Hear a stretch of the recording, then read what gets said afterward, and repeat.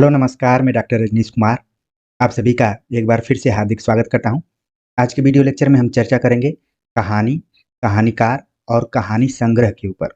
इससे पहले हमने कवि, कविता और कविता संग्रह पर चर्चा किया था। उसी पैटर्न पर यह भी लेक्चर आधारित है और हमने कोशिश की है कि विगत परीक्षाओं में आ, ऐसे पैटर्न पर आधारित जितने भी प्रश्न पूछे गए हैं उनको भी इसमें शामिल किया जाए। तो ये वीडियो लेक्चर आपके आगामी परीक्षा के दृष्टिकोण से बहुत ही इम्पोर्टेंट होने वाला है। हालांकि हमने आधार इसको यूजीसी नेट के पाठ्यक्रम को बनाया है, लेकिन ये यूपी टीजीटी पीजीटी और तमाम अन्य हिंदी साहित्य से संबंधित जितनी भी प्रतियोगी परीक्षाएं अलग अलग राज्यों में होती हैं प्रवक्ता और असिस्टेंट प्रोफेसर की, उनके लिए भी इम्पोर्टेंट है। कई बच्चे कमेंट्स करके ये बोल रहे हैं कि यूपी टीजीटी पीजीटी की तैयारी कराइए। कुछ बच्चों ने राजस्थान का भी नाम लिया है। तो मैं यही कहना चाहूँगा कि हमने ऐसे परीक्षा को लिया है जो कि सभी की आधार भूमि है। थोड़ा बहुत पाठ्यक्रम में अंतर है, लेकिन अगर खास तौर से हम हिंदी साहित्य का इतिहास के बारे में बात करें तो अगर आप यूजीसी की तैयारी बढ़िया से कर रहे हैं तो आप किसी भी परीक्षा को आराम से पास कर सकते हैं। और जबकि हिंदी व्याकरण की बात करें तो उस पर हमने अलग से वीडियो लेक्चर बनाया है और समय के अनुसार हम आगे उस पर भी बात करेंगे। तो आप लोगों को परेशान होने की ज़रूरत नहीं है, ठीक है? और लगातार आप तैयारी करते रहिए। इस चैनल पर कोई भी वीडियो अगर अपलोड किया जा रहा है तो उसको आप अपना मानकर अध्ययन कीजिए कि जो कुछ नया आपको मिल रहा है वो आपके आगामी परीक्षा के दृष्टिकोण से महत्वपूर्ण है, ठीक है? आप थंबनेल या फिर दूसरे शब्दों में कहूँ कि केवल किताब के कवर को देखकर मत अध्ययन कीजिए, अंदर क्या है उसको देखिए। कई बार इधर-उधर की तैयारी भी परीक्षाओं में काम में आ जाती है। तो हम तो यहाँ पर टू द पॉइंट बात करते हैं। तो चलते हैं हम कहानी, कहानीकार और कहानी संग्रह पर बात करते हैं। पहले जो कहानीकार यहाँ पर हैं सुभद्रा कुमारी चौहान, जो कि यूजीसी नेट के पाठ्यक्रम में भी लगी हैं और उनकी कहानी लगी है राही। इसका प्रकाशन वर्ष है 1947 और ये सीधे साधे चित्र नामक कहानी संग्रह में संकलित किया गया है, ठीक है? वैसे बिखरे मोती और सीधे साधे चित्र 3 कहानी संग्रह हैं सुभद्रा कुमारी चौहान की। तो राही कहानी आपके सीधे साधे चित्र नामक कहानी संग्रह में संकलित है। अगले कहानीकार के बारे में बात करें तो उनका नाम है प्रेमचंद। प्रेमचंद की 2 कहानियाँ आपके सिलेबस में लगी हुई हैं, दुनिया का अनमोल रतन और ईदगाह, ठीक है? तो दुनिया का अनमोल रतन जिसका प्रकाशन वर्ष 1908 है और कहानी संग्रह का नाम है सोजे वतन। सोजे वतन में कुल 5 कहानियाँ संकलित की गई थी और 5वें नंबर पर दुनिया का अनमोल रतन है। सोजे वतन के संदर्भ में आप जानते हैं कि इसको बैन कर दिया गया था। तो इसमें थोड़ी-सी क्रांतिकारी कहानियों को शामिल किया गया था। उसी में से है दुनिया का अनमोल रतन। दुनिया का अनमोल रतन यूजीसी के अलावा यूपी हायर एजुकेशन के पाठ्यक्रम में भी है, तो एक तरीके से उसकी तैयारी करने वाले विद्यार्थियों के लिए भी इम्पोर्टेंट है। दूसरी कहानी है ईदगाह, जिसका प्रकाशन वर्ष 1933 ईस्वी में था और मानसरोवर भाग 1 में इसको संकलित किया गया है। जैसा कि आप जानते हैं कि प्रेमचंद ने कुल 300 कहानियाँ लिखी हैं और इन 300 कहानियों को मानसरोवर के 8 खंडों में संकलित किया गया है। लेकिन जब भी ईदगाह की बात की जाएगी तो मानसरोवर भाग 1 में ये शामिल है। इसके अलावा प्रेमचंद की कहानी संग्रहों पर हम चर्चा करें तो अलग-अलग किताबों में अलग-अलग तथ्य दिए गए हैं। हमने इसको हिंदी का गद्य साहित्य डॉक्टर रामचंद्र तिवारी की पुस्तक को आधार बनाया है। उसमें प्रेमचंद के कुल 9 कहानी संग्रह को माना गया है, जिसमें कि सप्त सरोज कहानी संग्रह है।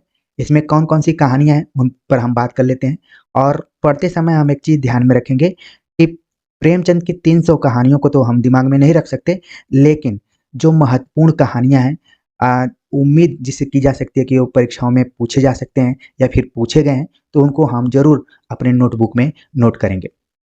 सप्त सरोज में कुल 7 कहानियाँ संकलित हैं। नाम ही है इसका सप्त सरोज, यानी कि 7 कहानियों का संकलन है इसमें।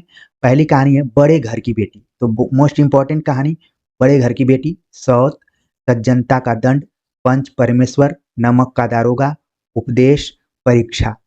तो आप देख रहे हैं कि 7 कहानियों का नाम दिया गया है। इसमें से बड़े घर की बेटी, पंच परमेश्वर, नमक का दारोगा, ये 3 बहुत ही महत्वपूर्ण कहानी है जो कि सप्त सरोज में संकलित की गई है। इसके बाद हम दूसरी कहानी संग्रह के बारे में बात करें तो नवनिधि नाम है। इसमें भी 9 लगा हुआ है, यानी कि कुल 9 कहानियों का इसमें संकलन किया गया है। अब देख लेते हैं कि हमारे दृष्टिकोण से महत्वपूर्ण कहानी कौन है। तो इसमें है राजा हरदौल, रानी सारंधा, मर्यादा की वेदी, पाप का अग्निकुंड, जुगनू की चमक, धोखा, अमावस्या की रात्रि, ममता और पछतावा। तो नवनिधि में जो प्रमुख कहानियां संकलित की गई हैं उसमें देखा जाए तो कोई खास कहानी हमें नहीं दिखाई पड़ रही है। कई बार रानी सारंधा इत्यादि पूछा जा सकता है कि ये किस संग्रह में संकलित है। बाकी सप्त सरोज को बिल्कुल ध्यान में रखिए। प्रेमचंद के और कहानी संग्रहों पर बात करें तो इसमें है प्रेम पूर्णिमा।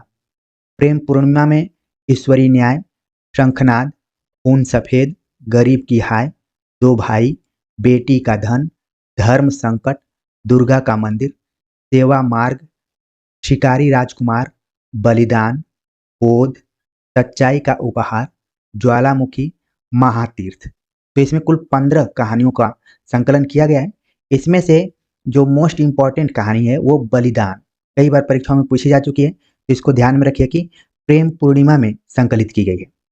इसके बाद हम बात करें प्रेम पच्चीसी के ऊपर, तो प्रेम पच्चीसी में भी इसके शीर्षक में ही छिपा हुआ है कि कुल 25 कहानियां इसमें है।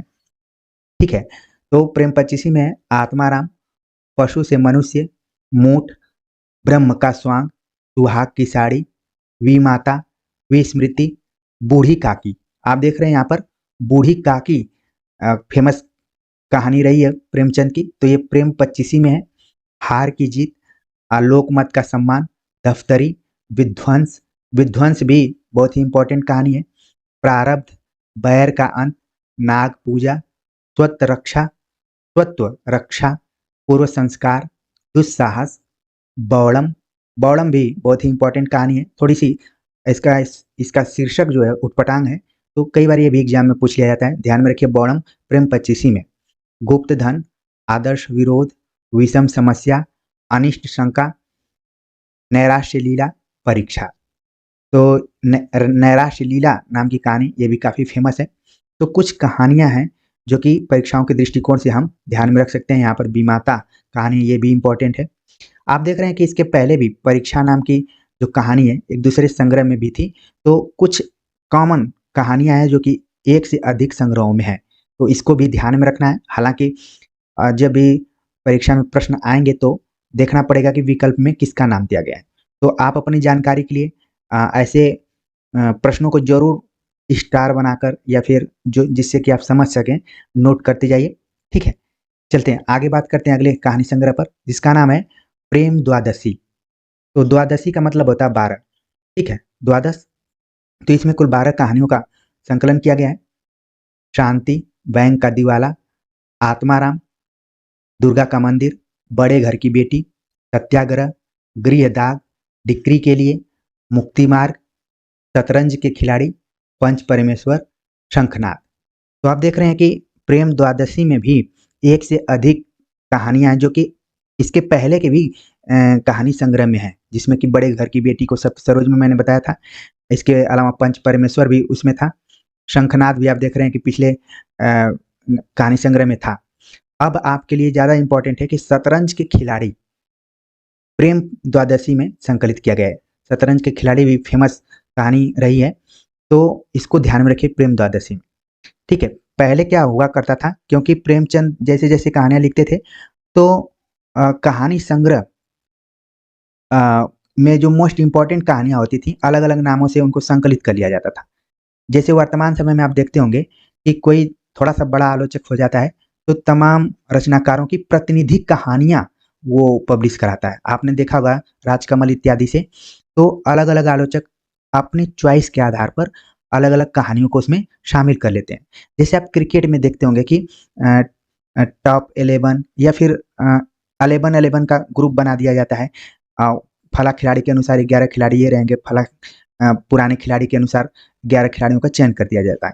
तो उसी टाइप से कहानी संग्रहों में भी कुछ कहानियां पहले की भी संकलित हो जाती हैं, जिससे कि दोहराव होता है। आप लोगों के दिमाग में आ रहा होगा कि परीक्षा में अगर अ एक से अधिक संकलन आ जाएँगे तो हम उसको कैसे करेंगे? तो वहाँ पर जैसा कि मैंने पिछले लेक्चर में बताया था कि सतर्क एक्सपर्ट विवादित क्वेश्चंस को नहीं पूछेगा, जो क्लियर कट रहेगा उसी का नाम देगा। तो आपको यहाँ पर जानकारी हासिल करना है, आपको जानकारी मिल रही है कि कई कहानियाँ एक से अधिक संग्रह में संकलित हैं। इस चीज़ को दिमाग में बिल्कुल रखिए। अगली जो कहानी संग्रह है समर यात्रा, जिसमें कि जेल, कानूनी कुमार, पक्षी से पति, लांछन, ठाकुर का कुआं, शराब की दुकान, जुलूस, मैकू, आहुति, होली का उपहार, अनुभव, समर यात्रा। समर यात्रा उस जमाने की राजनीतिक पृष्ठभूमि पर लिखी जाने वाली कहानियों का संग्रह है, जिसमें कि आप देख रहे हैं यहाँ पर ठाकुर का कुआं फेमस कहानी है, तो इसको आप अपने दिमाग में जरूर रखिए। इसके अलावा आहुति कई बार एग्जाम में पूछ लिया जाता है। समर यात्रा आप देख ही रहे हैं, ठीक है। और बाकी कहानियों को ध्यान में रखिए, लेकिन जो चर्चित कहानियां हैं जिसके वजह से प्रेमचंद हमेशा साहित्य के केंद्र में बने रहे हैं, तो उनको जरूर आपको ध्यान में रखना है, ठीक है। तो उम्मीद है कि इन कहानी संग्रहों से आप भली भांति परिचित हो गए होंगे और समझ गए होंगे कौन कहानी किस संग्रह में है और कौन एक से अधिक संग्रहों में शामिल है। तो उसको थोड़ा सा स्टार बनाकर आपको देखना है। प्रेमचंद के बाद दूसरा नाम कहानी के क्षेत्र में जयशंकर प्रसाद का आता है। बड़ी अजीब बात है कि जयशंकर प्रसाद कवि के रूप में, नाटककार के रूप में और कहानीकार के रूप में भी काफ़ी इम्पोर्टेंट अपनी जगह हिंदी साहित्य में रखा है। आपके पाठ्यक्रम में आकाशदीप नाम की कहानी लगी हुई है। यूजीसी नेट के दृष्टिकोण से देखें तो इसका प्रकाशन वर्ष 1928 ईस्वी में और ये आकाशदीप नामक कहानी संग्रह में संकलित है। एक बच्ची ने एक दिन कमेंट किया था कि आकाशदीप है तो आकाशदीप में कैसे संकलित हो जाएगी। तो यहाँ पर ध्यान में रखिए कि ये कहानी आकाशदीप संकलन में ही संकलित है और चीज़ें क्लियर हो जाएंगी जैसे मैं बात करूंगा। जयशंकर प्रसाद ने अपने जीवन में लगभग 70 कहानियां लिखी हुई हैं और उनको देखा जाए तो 5 कहानी संग्रहों में रखा गया है। तो इस अंक को जरूर ध्यान में रखिए। जयशंकर प्रसाद के कुल 5 कहानी संग्रह हैं, जिसमें पहली कहानी संग्रह का नाम है छाया। और ये भी बहुत ही ध्यान देने वाली बात है कि छायावाद से रिलेटेड जयशंकर प्रसाद का संबंध रहा है और उन्होंने छाया नाम से ही एक कहानी संग्रह निकाला, जिसमें कि जिसका प्रकाशन 1912 में हुआ, जिसमें ग्राम, चंदा, रसिया बालम, मदन मृणालिनी, तानसेन, शुरुआत में 5 कहानियां इसमें प्रकाशित हुई थी, ठीक है। तो प्रथम संस्करण जब आया तो 5 कहानियां थी, उन कहानियों को आपने देख लिया। और इसमें ग्राम नाम की जो कहानी है ये प्रथम कहानी के दौर में भी शामिल रही है, ठीक है। जब आप प्रथम कहानी का इतिहास पढ़ेंगे तो उसमें ग्राम नामक कहानी की चर्चा होती है, जो कि इंदु नामक पत्रिका में प्रकाशित हुई थी। तो इन कहानियों को भी ध्यान में रखें। और चंदा, रसिया बालम, मदन मृणालिनी, तानसेन, तानसेन जो कि संगीतज्ञ रहे हैं, लेकिन यहाँ पर आप देख रहे हैं कि कहानी का विषय वस्तु बनाया जयशंकर प्रसाद ने। छाया के द्वितीय संस्करण यानी कि छाया का 2 संस्करण प्रकाशित हुआ था। दूसरा संस्करण सन 1918 में, यानी कि लगभग 6 वर्षों के बाद दूसरा संस्करण आया, जिसमें कुछ कहानियां शामिल की गई और संयोग से 6 वर्ष के बाद आया तो 6 कहानियां इसमें शामिल हो गई। तो ये कोरिलेट करके आप ध्यान में रखें। इसमें फेमस कहानियां कौन कौन सी रही हैं? शरणागत, सिकंदर की शपथ, चित्तौर उद्धार, अशोक, जहानारा और गुलाम, ये 6 कहानियां थी। इस तरीके से देखा जाए तो छाया नामक कहानी संग्रह में कुल 11 कहानियों का संकलन है, ठीक है। 11 कहानियां संकलित हैं, तो उन कहानियों को ध्यान में रखें। अब बात करते हैं हम दूसरी कहानी संग्रह। जो इनका दूसरा कहानी संग्रह वो है प्रतिध्वनि। प्रतिध्वनि आपने फिजिक्स पढ़ा होगा तो ध्वनि प्रतिध्वनि का कॉन्सेप्ट आपने सुना होगा। जैसे हम या तो जंगल में जाते हैं, आवाज लगाते हैं और जंगल में कुआं होता है तो आवाज लौट कर टकराती है और लगता है कि कोई और बोल रहा है, तो वो प्रतिध्वनि होती है। या फिर कोई खाली रूम है उसमें आप बोलेंगे, जिसको आप बोलते हैं इको आ रहा है, ठीक है। तो आप देख रहे हैं कि प्रतिध्वनि मतलब ध्वनि की भी छाया कहीं न कहीं इसी से रिलेटेड है। मैं यही बताना चाह रहा था कि दूसरा कहानी संग्रह भी छाया पर आधारित ही है, लेकिन नाम बस चेंज हो गया है, प्रतिध्वनि, ध्वनि की छाया। अब प्रतिध्वनि सन 1926 में प्रकाशित हुई थी। इसमें कुल 15 कहानियां शामिल हैं। कुछ बच्चों ने कहा था कि कहानियों के संकलन में कितनी कहानियाँ शामिल हैं, इनको भी बताना है। तो आप लोग धैर्य बनाकर बिल्कुल इसको सुनते रहिए और नोट करते जाइए। प्रतिध्वनि में जो 15 कहानियाँ हैं, कौन-कौन सी हैं? उसमें है प्रसाद, गुदड़ साईं, गुदड़ी में लाल, अधोरी का मुँह, पाप की पराजय, सहयोग, पत्थर की पुकार, उस पार का योगी, करुणा की विजय, खंडहर की लिपि, कलावती की शिक्षा, चक्रवर्ती का स्तंभ, दुखिया, प्रतिमा और प्रलय। तो ये कुल 15 कहानियाँ हैं जो कि प्रतिध्वनि में शामिल है। अब इसमें आप देख रहे हैं कि गुदड़ साईं 1-2 बार परीक्षा में पूछा जा चुका है कि ये किसकी कहानी है, या फिर गुदड़ी के लाल, ये तो मुहावरा के रूप में भी यूज की जाती है। गुदड़ी में लाल यहाँ पर, ठीक है। तो इन दोनों कहानियों को बिल्कुल ध्यान में रखिए कि ये जयशंकर प्रसाद की कहानियां हैं और प्रतिध्वनि नामक कहानी संग्रह में शामिल है। अब आगे बात करते हैं, तीसरा जो कहानी संग्रह रहा है जयशंकर प्रसाद का, वो है 1929 में प्रकाशित हुआ आकाशदीप नाम से। जैसा कि मैंने बताया कि 1928 में कहानी के तौर पर आकाशदीप लिखी गई थी, लेकिन संकलन के तौर पर कहानी संग्रह के रूप में सन 1929 में आकाशदीप प्रकाशित हुआ। इसमें कुल 19 कहानियां हैं। 19 कहानियों में फेमस कहानियां कौन-कौन सी हैं?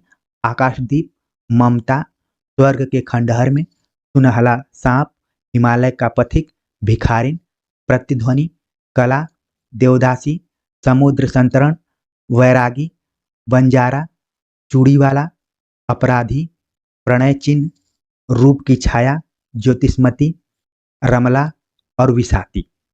अब आपके दिमाग में आ रहा होगा कि आपके पाठ्यक्रम में आकाशदीप लगा हुआ है। इसके अलावा ममता नाम की कहानी भी काफ़ी फेमस रही है। आपने इसके पहले देखा कि प्रेमचंद ने भी ममता नाम से लिखा था। लेकिन विषय वस्तु एक हो सकती है, लेकिन कहानीकारों का जो दृष्टिकोण है वो अलग-अलग हो सकता है।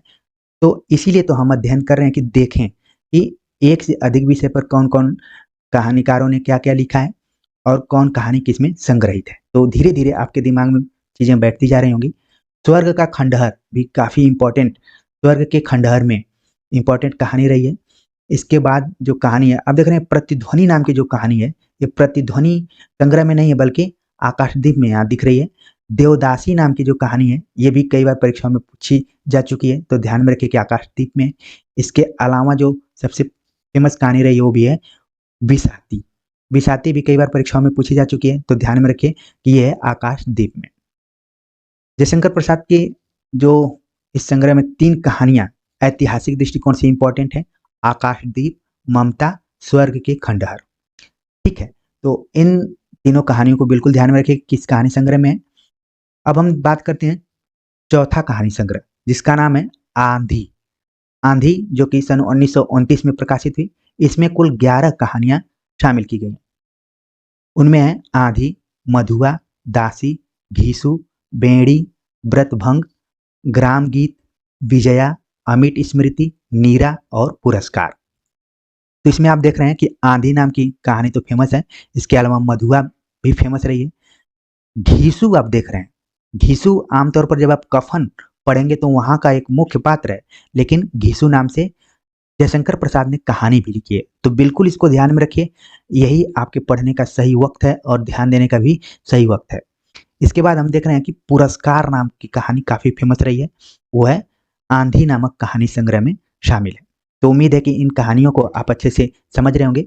और देखा जाए तो मधुआ, घीसू, बेड़ी और नीरा ये यथार्थवादी पृष्ठभूमि पर लिखी गई कहानियां। ये सारी कहानियां जयशंकर प्रसाद द्वारा लिखी गई हैं, तो आप अपने दिमाग में धीरे धीरे इसको बैठाते रहिए।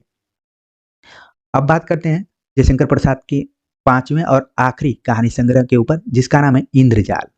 इंद्रजाल नाम की कहानी संग्रह है जयशंकर प्रसाद की, जिसका प्रकाशन सन 1936 ईस्वी में हुआ।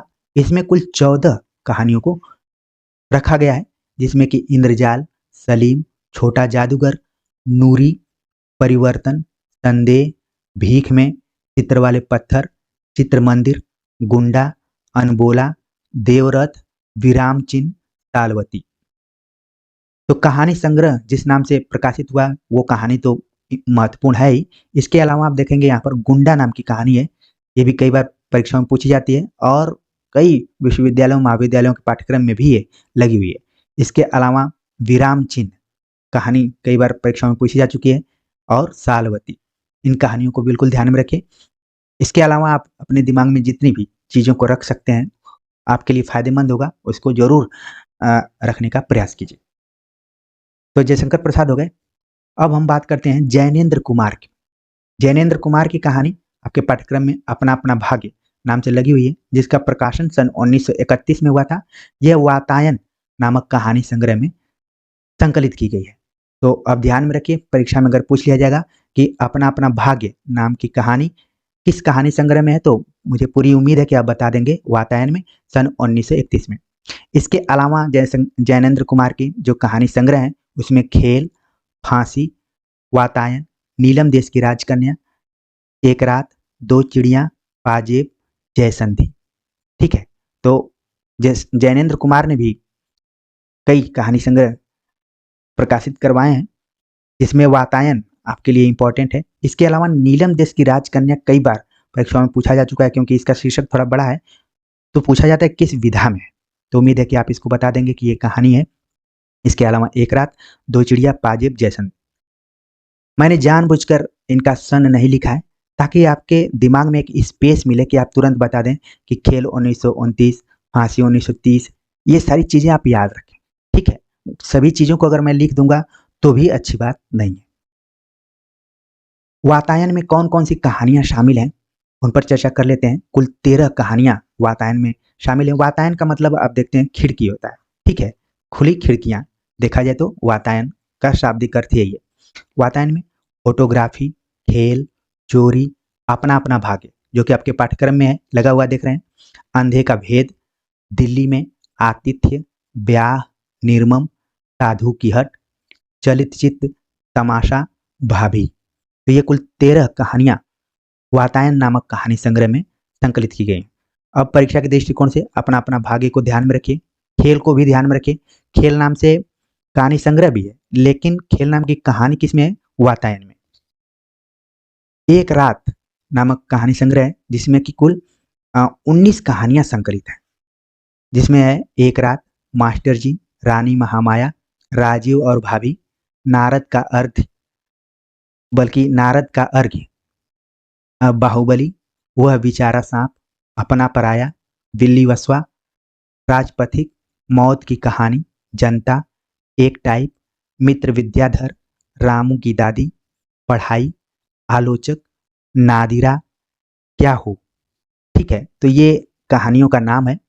अब हम परीक्षा के दृष्टिकोण से देखें तो नारद का अर्घ्य कई बार परीक्षा में पूछा जा चुका है, क्योंकि ये थोड़ा सा यूनिक है और चमत्कृत कर देने वाला शीर्षक है, तो परीक्षा में पूछा जाता रहा है। अब आप देख रहे हैं कि आलोचक नाम से कहानी जैनेन्द्र ने लिखा है। ठीक है, पढ़ाई पर भी इन्होंने कहानी लिखा हुआ है, तो इंटरेस्टिंग है। समय निकाल कर जरूर आप इन कहानियों को पढ़िए। हमने कोशिश यही की थी कि मूल टेक्स्ट, मैंने इन सबके कहानी संग्रहों को खोजा, उनके पीडीएफ्स को देखा, इसके बाद आप सभी के लिए ये मैटर हमने तैयार किया है। तो पूरी प्रामाणिकता को ध्यान में रखिए और सतह दर सतह अपने दिमाग में चीज़ों को बैठाते जाइए। इनकी अगली कहानी है जो, इसमें कई कहानियां संकलित हैं, जयसंधी। जयसंधी नाम का कहानी संग्रह, इसमें कुल 20 कहानियां शामिल हैं, जिसमें है जयसंधी, लाल सरोवर, नई व्यवस्था, तत्सत। तत्सत कहानी काफी इंपॉर्टेंट है, और इसको ध्यान में रखिए कि ये जयसंधी नामक कहानी संग्रह में है, और जेएनयू के पाठ्यक्रम में ये कहानी लगी हुई है। इसके अलावा धर्मपुर का वासी, अनबन, हवा महल। हवा महल, जो बच्चे विविध भारती सुनते होंगे, एक प्रोग्राम आता था रात में 8 बजे के आसपास में, हवा महल। इसके बाद है उर्ग बाहु, भद्र बाहु, गुरु काव्यायन, जनार्दन की रानी, कामना पूर्ति, वह अनुभव, वह सांप, दर्शन की राई, उपलब्धि, प्रियवत, 40 रुपए, इसका रुपया, और आत्म शिक्षण। ये कुल 20 कहानियां हैं, जो कि जयसंधी नामक कहानी संग्रह में संकलित है। तो इसमें मुझे 2 ही कहानियां ज़्यादा इंपॉर्टेंट दिख रही हैं, तत्सत, हवा महल। इनको बिल्कुल ध्यान में रखिए, ये जैनेन्द्र कुमार द्वारा लिखी गई हैं। आगे हम बात करते हैं हरीश्वर नाथ रेणु के ऊपर। हरीश्वर नाथ रेणु की 2 कहानियां आपके सिलेबस में है, तीसरी कसम, लाल पान की बेगम। और ये दोनों कहानियां ठुमरी नामक कहानी संग्रह में संकलित है। हालांकि अगर आप गूगल पर विश्वास करते हैं और तमाम पीडीएफ पर विश्वास करते हैं तो कुछ जगह गलत आंसर दिए गए हैं। हमने इन कहानियों के कहानी संग्रह को खोजा है, ठुमरी में इनका संकलन किया गया है, जिसको कि मैं प्रूफ के रूप में आगे आपको बताऊंगा। ठीक है, तो तीसरी कसम, लाल पान की बेगम, दोनों कहानियां किसमें हैं? ठुमरी कहानी संग्रह में। फणीश्वर नाथ रेणु के कुल 5 कहानी संग्रह हैं, जिसमें कि ठुमरी जिसका प्रकाशन 1959 में हुआ, उसमें कौन कौन सी कहानियां हैं उस पर देख लेते हैं। रसप्रिया, तीर्थोदक, ठेस, नित्य लीला, तीसरी कसम अर्थात मारे गए गुलफाम, लाल पान की बेगम, पंचलाइट, सिर पंचमी का सगुन, तीन बिंदिया। तो आप देख रहे हैं कि फणीश्वर नाथ रेणु का जो पहला कहानी संग्रह है ठुमरी, काफी फेमस है। इसमें रसप्रिया यूपी टीजीटी पीजीटी के एग्जाम में पूछा जा चुका है इसको, और इसके अलावा ठेस नाम की जो कहानी है ये भी खूब पूछी जाती है। तीसरी कसम को आप जानते ही हैं, लाल पान की बेगम, पंचलाइट आप अगर उत्तर प्रदेश बोर्ड से होंगे तो पढ़े होंगे, सिर पंचमी का सगुन, तीन बिंदिया। तो कहने का मतलब ये है कि फणीश्वर नाथ रेणु का ठुमरी कहानी संग्रह काफी फेमस है, और इसमें लगी हुई कहानियां अपने दिमाग में आप बैठा लीजिए, इसका प्रकाशन वर्ष भी ध्यान में रख लीजिए, और देख लीजिए कि यूजीसी नेट के पाठ्यक्रम में जो 2 कहानियां लगी हुई हैं, तीसरी कसम, लाल पान की बेगम, वो किस कहानी संग्रह में शामिल है।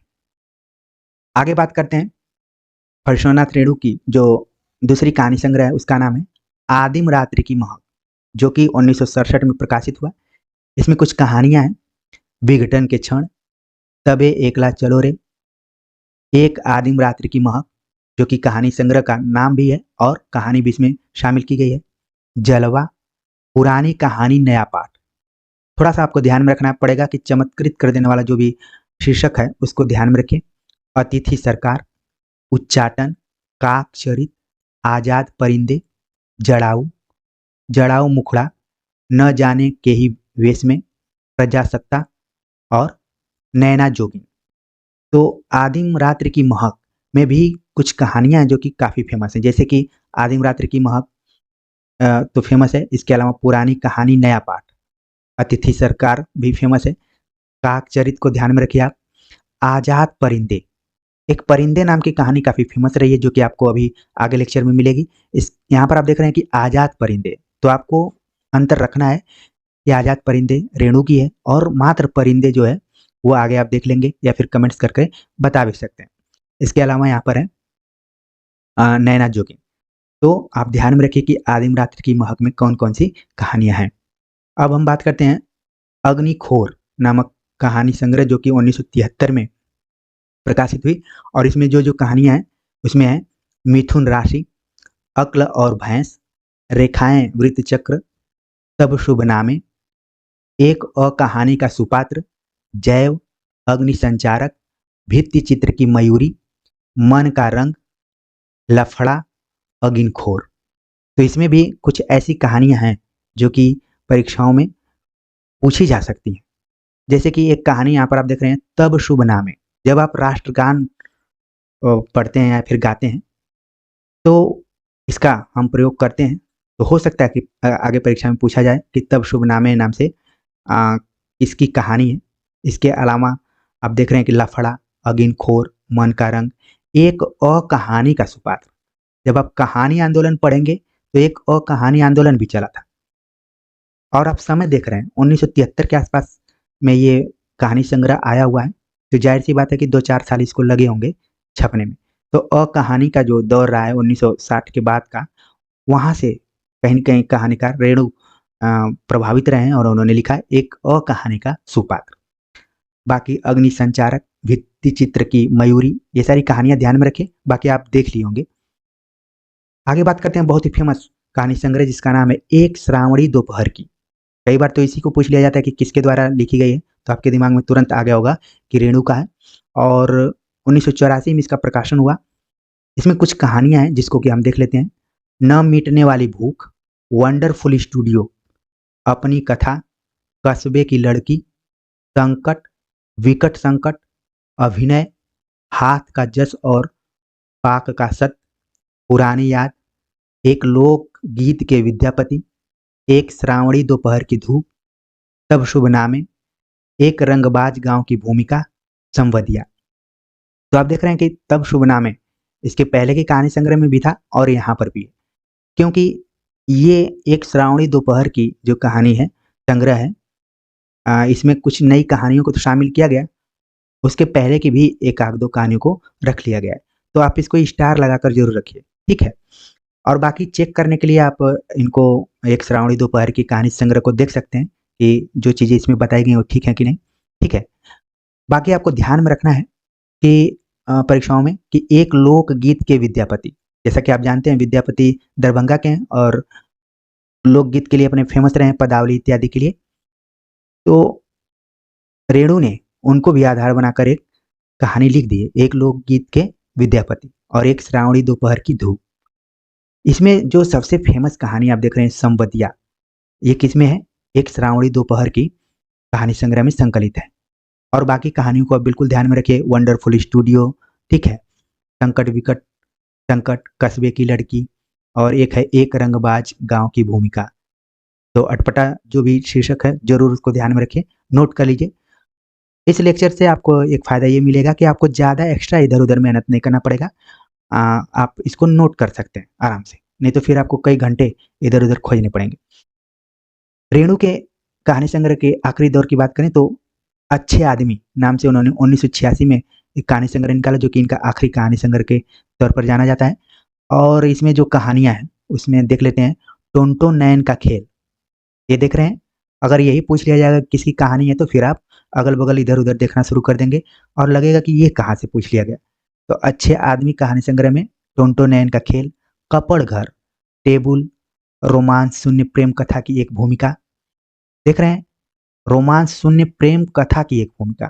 जब प्रेम होता है तो वहां पर रोमांस जरूर होता है, लेकिन यहाँ पर रोमांस शून्य प्रेम कथा की एक भूमिका, थोड़ा सा प्रतिरोधी शीर्षक दिख रहा है, तो बिल्कुल इसको ध्यान में रखिए। जहां पवन को गमन नहीं, ये भी बड़ा इंपॉर्टेंट शीर्षक है। और अच्छे आदमी, तो ये कुछ कहानियां हैं जो कि परीक्षाओं के दृष्टिकोण से महत्वपूर्ण साबित हो सकती हैं, तो उनको जरूर आप अपने नोटबुक में नोट करते जाइए। चलते हैं आगे, बात करते हैं अगले कहानीकार के ऊपर, जिनका नाम है अज्ञे। अज्ञे की कहानी गैंग्रीन, जिसका दूसरा नाम है रोज, आपके पाठ्यक्रम में लगी हुई है और यह जयदोल नामक कहानी संग्रह में संकलित है। इस चीज को बिल्कुल ध्यान में रखिए, ठीक है। अज्ञे जो कि कवि, कहानीकार, उपन्यासकार, आलोचक, निबंधकार, ललित निबंधकार, पत्रकार, यात्रावृत्त साहित्यकार, संस्मरण, जितनी भी विधाएं हिंदी साहित्य में रही हैं सब में इन्होंने अपना हाथ आजमाया है। और संयोग की बात है कि ये मेरे शोध के विषय भी रहे हैं, तो अज्ञे को जितना पढ़ूंगा उतना ही मुझे कम लगता रहा है, लेकिन फिर भी कोशिश रहेगी कि परीक्षा के लिए जो भी इम्पोर्टेंट चीज़ें हों वो आपको बताया जाए। तो गैंग्रीन, जिसका दूसरा नाम रोज है, जो कि जयदोल नामक कहानी संग्रह में संकलित है। अज्ञे की कुल 7 कहानी संग्रह है। यहाँ पर आप देख रहे हैं 7 कहानी संग्रह है, जिसमें कि विपथका, परंपरा, कोठरी की बात। प्रकाशन वर्ष भी ध्यान में रखिए, विपथका 1937, परंपरा 1940, कोठरी की बात 1945। इसके बाद शरणार्थी 1948, जयदोल 1951, अमरवल्लरी 1955, ये तेरे मेरे प्रतिरूप 1961।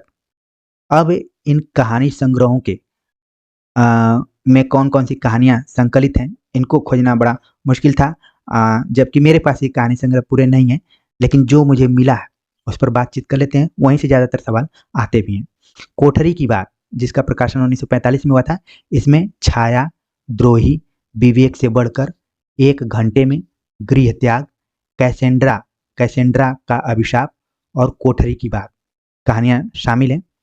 इसके बाद है जयदोल, जो कि 1951 में प्रकाशित हुई। उसमें है पठार का धीरज, आदम की डायरी, बसंत, हीली बोनो की बत्थकें, वे दूसरे, कवि प्रिया, गैंग्रीन।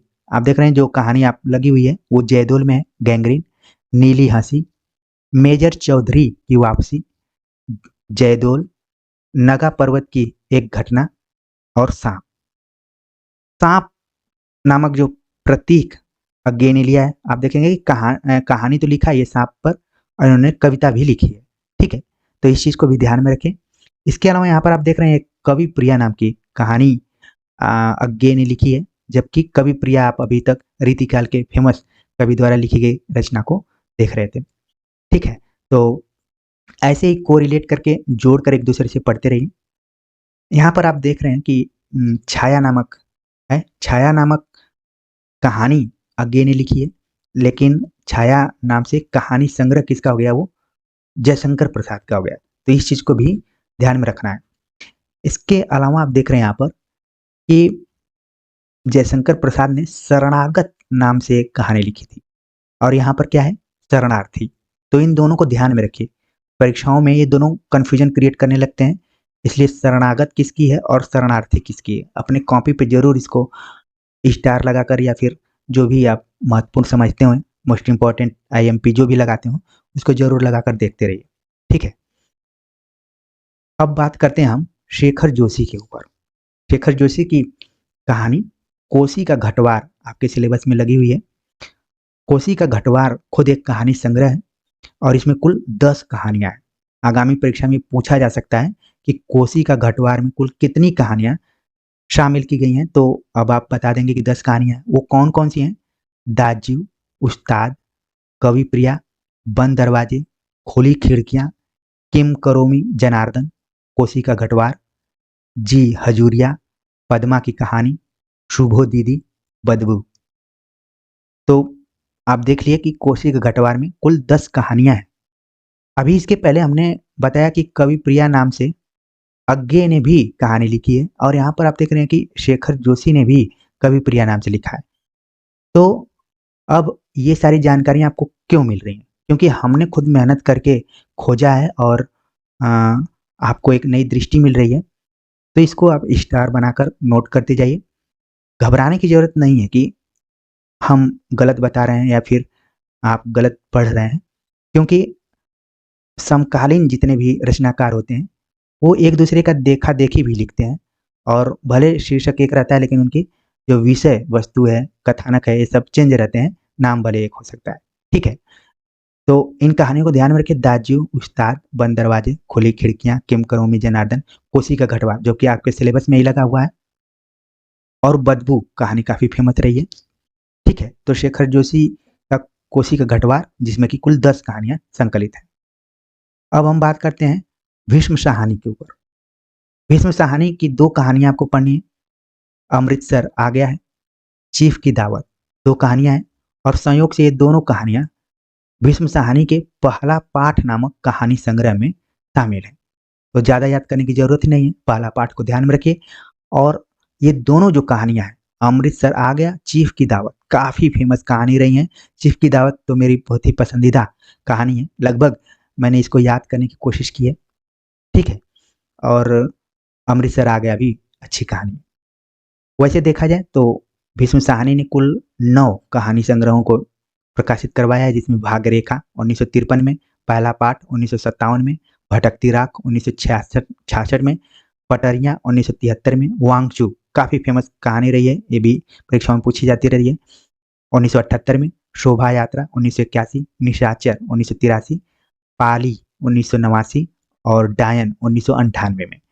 तो भीष्म साहनी के इन कहानी संग्रहों से आप परिचित हो गए होंगे, लेकिन आपके काम का जो है पहला पाठ नामक कहानी संग्रह, जिसमें कि अमृतसर आ गया और चीफ की दावत दोनों कहानियां शामिल हैं।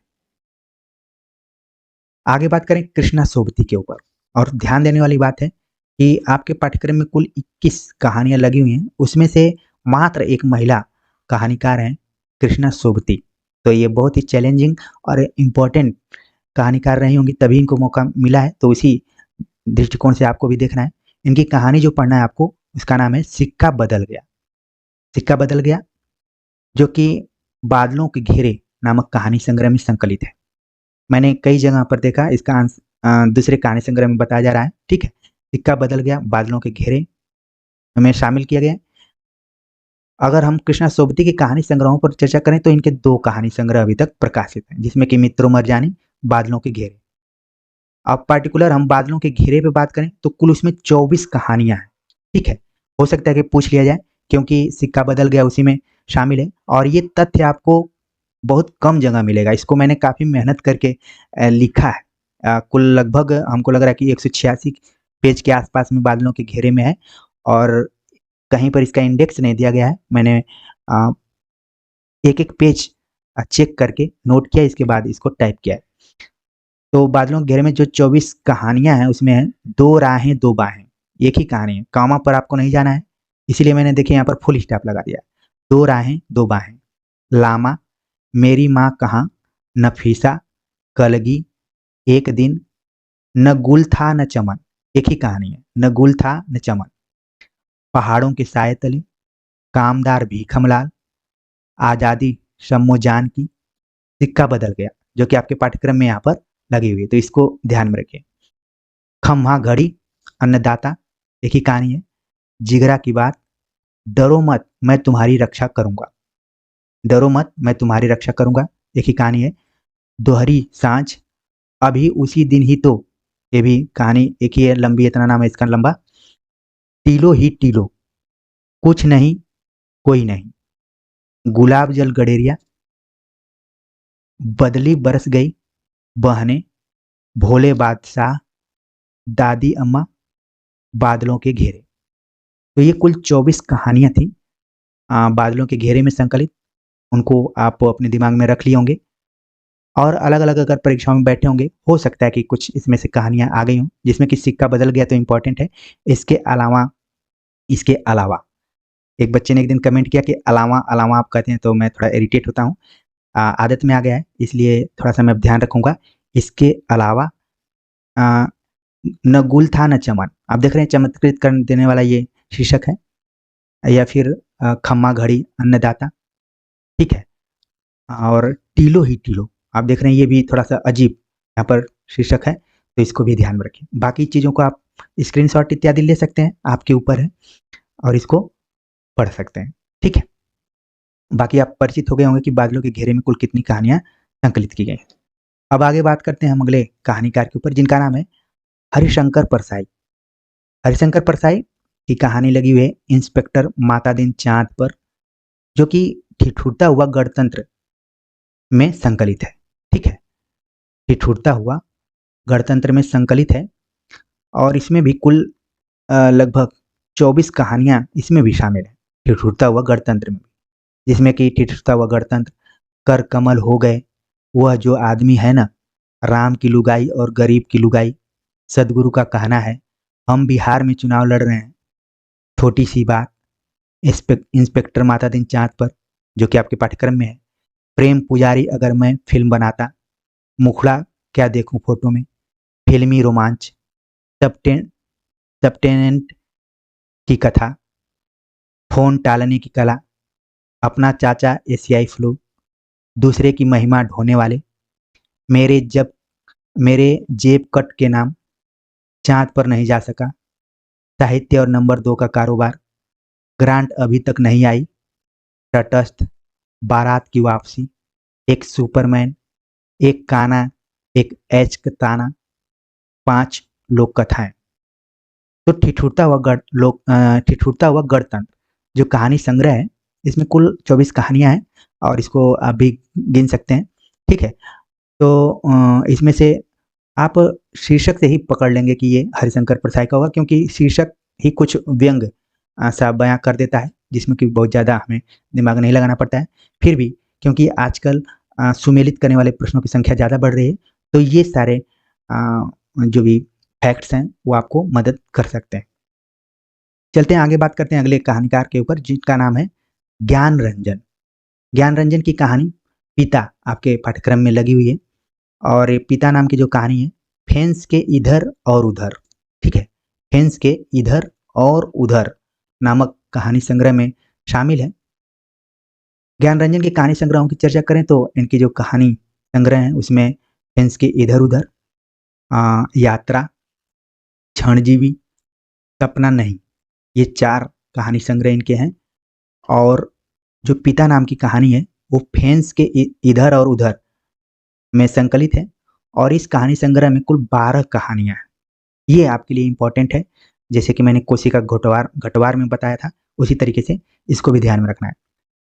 कौन कौन सी 12 कहानियां हैं? दीवा स्वप्नी, खलनायिका और बारूद के फूल, आत्महत्या, सीमाएं, फेंस के इधर और उधर, शेष होते हुए, एक नमूना सार्थक दिन, दिलचस्पी, छलांग, संबंध, पिता, कला। तो ये कुल 12 कहानियां हैं जो कि फेंस के इधर उधर नामक कहानी संग्रह में शामिल की गई हैं।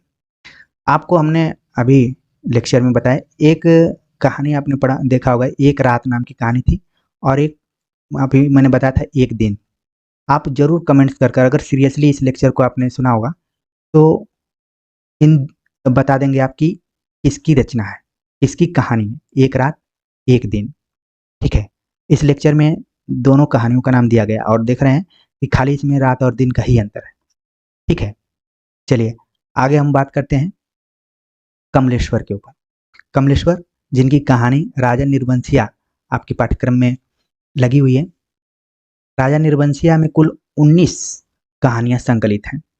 ठीक है, जिसमें है देवा की माँ, पानी की तस्वीर, धूल उड़ जाती है, सुबह का सपना, मुर्दों की दुनिया, आत्मा की आवाज, राजा निर्बंसिया, 3 दिन पहले की रात। अभी रात की मैं चर्चा कर ही रहा था, देखिए यहाँ पर भी उसी से मिलता जुलता एक और शीर्षक आ गया, गर्मियों के दिन, 3 दिन पहले की रात, गर्मियों के दिन, भटके हुए लोग, चाय घर, बहुत बार एग्जाम में पूछा जा चुका है, चाय घर किसकी कहानी है, कमलेश्वर।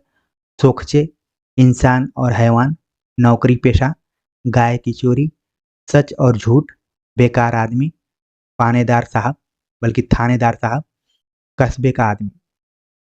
आमतौर पर कमलेश्वर को हिंदी कहानी में कस्बाई कहानीकार के रूप में जाना जाता है कि उन्होंने कस्बाई जीवन को ही आधार बनाया है। तो आप देख रहे हैं कि एक नाम भी दिया गया कस्बे का आदमी। इसके अलावा आप देख रहे हैं कि ये यहाँ पर सच झूठ, झूठा सच नाम से उपन्यास आपने पढ़ा होगा। यहाँ पर देखिए कहानी लिखी गई है सच और झूठ कमलेश्वर द्वारा। बाकी जितनी भी कहानियां 1900 कहानियों को जरूर आप अपने ध्यान में रखें आगामी परीक्षाओं के दृष्टिकोण से। अगर हम कमलेश्वर के कहानी संग्रह पर चर्चा करें तो राजा निर्बंसिया 1957 में प्रकाशित हुई, कस्बे का आदमी 1958 में, खोई हुई दिशाएं जो कि 1963 में, मांस का दरिया 1966 में, बयान 1973 में, आज़ादी मुबारक 1900 बल्कि 2002 में। ठीक है, तो कुल मिलाकर 6 कहानी संग्रह कमलेश्वर के दिख रहे हैं। खोई हुई दिशाएं यूपीएससी के पाठ्यक्रम में भी शामिल है। तो आप कमलेश्वर से संबंधित जो भी कहानी संग्रह है और राजा निर्बंसिया जो कि आपके पाठ्यक्रम में लगा हुआ, उसमें कितनी कहानियां संकलित हैं पूरा आपने देख लिया। अब हम आगे बात करते हैं निर्मल वर्मा के ऊपर, जो कि आज के आखिरी कहानीकार के तौर पर है। निर्मल वर्मा जैसी चर्चा होती है और परिंदे की बात आती है, यहाँ पर नई कहानी का जिक्र होना स्वाभाविक हो जाता है और परिंदे को नई कहानी की प्रथम कहानी के तौर पर जाना जाता है। ये सारी चीजें आप भली बातें अन्य किताबों में पढ़ ली होंगे और कई बार हमने भी बताया। निर्मल वर्मा परिंदे उन्होंने लिखा और इसका जो प्रकाशन वर्ष है 1959 में माना जाता है। परिंदे में कुल 7 कहानियां हैं। पिछली बार परीक्षा में पूछा भी गया था और आपको ध्यान में रखना है कि परिंदे में कुल 7 कहानियां हैं।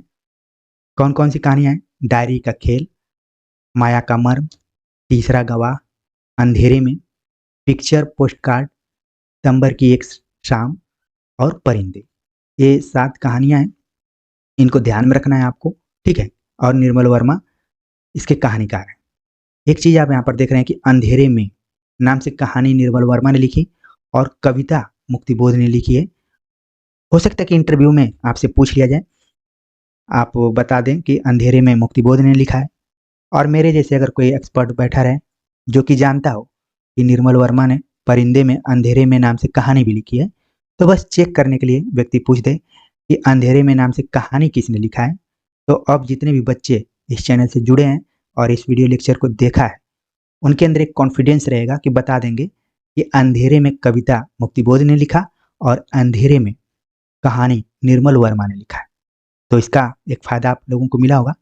ठीक है, अब हम निर्मल वर्मा के कहानी संग्रहों पर बात करें तो उनके कुल 5 कहानी संग्रह हैं, जिसमें जलती झाड़ी 1965 में, पिछली गर्मियों में 1968, बीच बहस में 1973 में प्रकाशित, कौवे और काला पानी 1983 और सूखा तथा अन्य कहानियां 1995 में प्रकाशित हुई।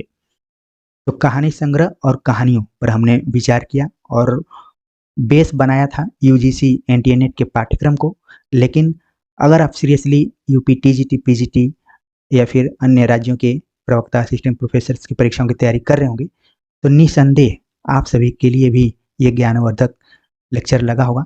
तो ऐसे ही जुड़े रहिए। कवर पर आपको नहीं जाना है कि किताब का कवर कैसा है, अगर उस पर मैं केवल यूपी टीजीटी पीजीटी लिखूं तभी आप देखें, ऐसा मत करिए। आप अपने लिए पढ़ाई कीजिए, ठीक है। आपको जो भी चीज़ इस चैनल पर अपलोड की जाएगी वो आपके फ्यूचर यानी कि आगामी परीक्षाओं के दृष्टिकोण से ही अपलोड की जाएगी। हमारी कोशिश कभी भी व्यूज पाने की नहीं रही है।